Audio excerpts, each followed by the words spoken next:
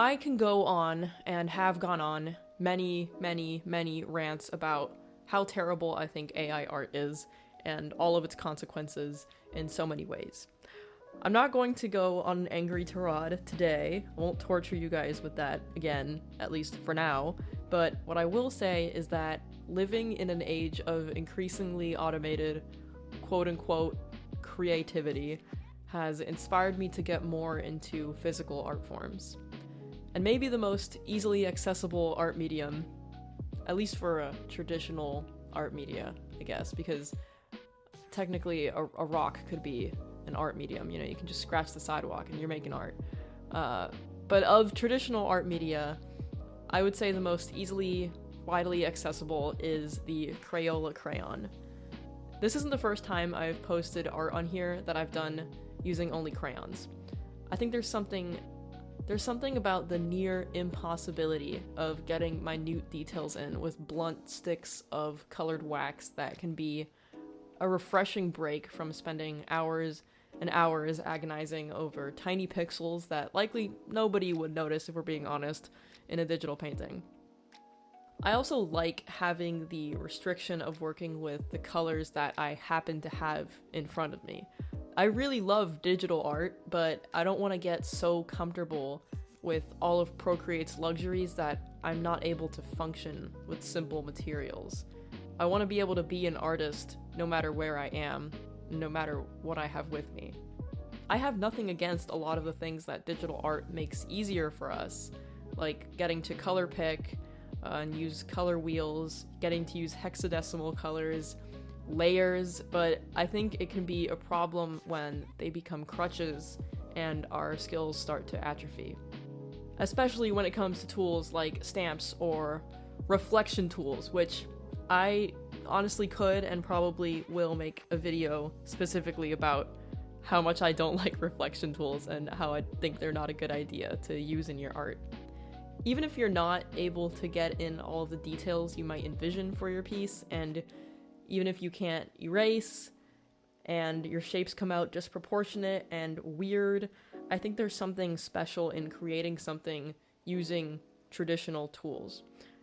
And just to clarify, by traditional, I don't mean art tools that are specifically used in traditions. I mean physical art forms in general. I also think that in a lot of cases, restriction can breed creativity. I've only shown a couple of crayon drawings here, but in general, I've found that when I use blunter materials, I'm more likely to experiment with shapes and try new color schemes, because that idealized color palette I constantly fall back on just isn't there to catch me.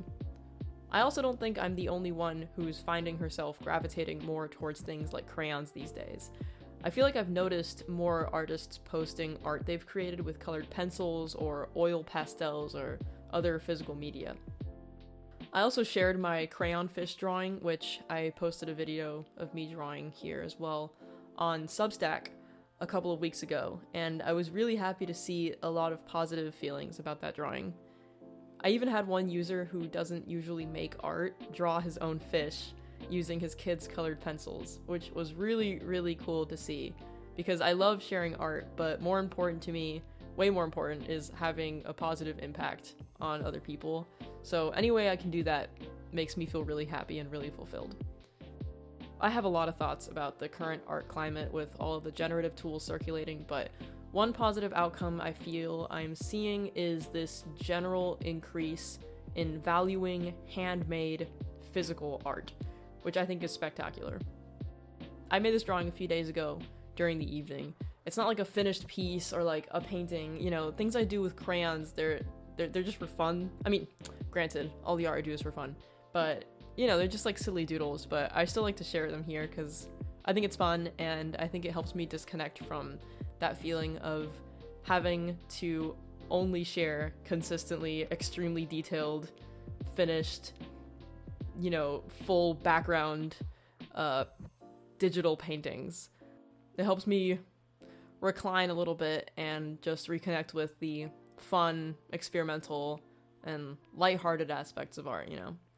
Here in Miami, we are unfortunately right at the end of mango season, which I get that it's a fruit, but mangoes are one of my biggest muses, especially the ones I see here growing down our streets.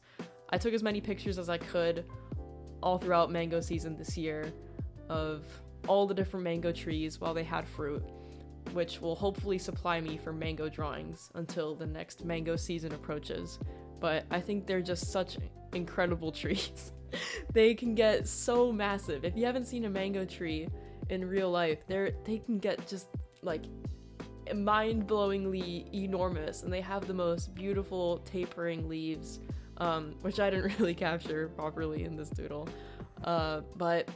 And then there's the fruit, right? They hang down in these amazing, long, tawny, they look almost like ropes. And they're just the most beautiful, vibrant colors. A lot of the ones that I see in stores, imported from other places, you know, they tend to be picked when they're not ripe yet, because of course they have to be exported. So you don't want to pick a ripe mango and then ship it over days and days, it's gonna get rotten. And they tend to be a lot duller in my opinion. But the ones I see here growing on random trees, on the sidewalk, in people's backyards are just absolutely spectacular. I've never seen those kinds of mangoes in the stores, but the ones in the trees, they're pink, they have purple, red, orange, yellow, pretty much all of the colors that I use the most in my art that I feel sort of match with me, my personality the most, could honestly be color picked from a mango. I just love mangoes a lot. Anyway, thank you so much for listening. I hope you enjoy watching me, you know, somewhat poorly draw some mangoes. And I hope if you haven't given physical art media a try, I hope you give it a try. Because it's great. It's such a beautiful thing to create things with your own hands. Which I know some people will be like, but it's not with your own hand. It's the crayon. You know, you're holding a crayon, which that's true, but it's still leagues different from, you know, using an iPad. Which again, there's nothing wrong with that. There's nothing wrong with digital art, but I think once in a while it's important to reconnect with making things with our own hands. Thank you so much for listening, and I hope I see you in the next video. Bye bye.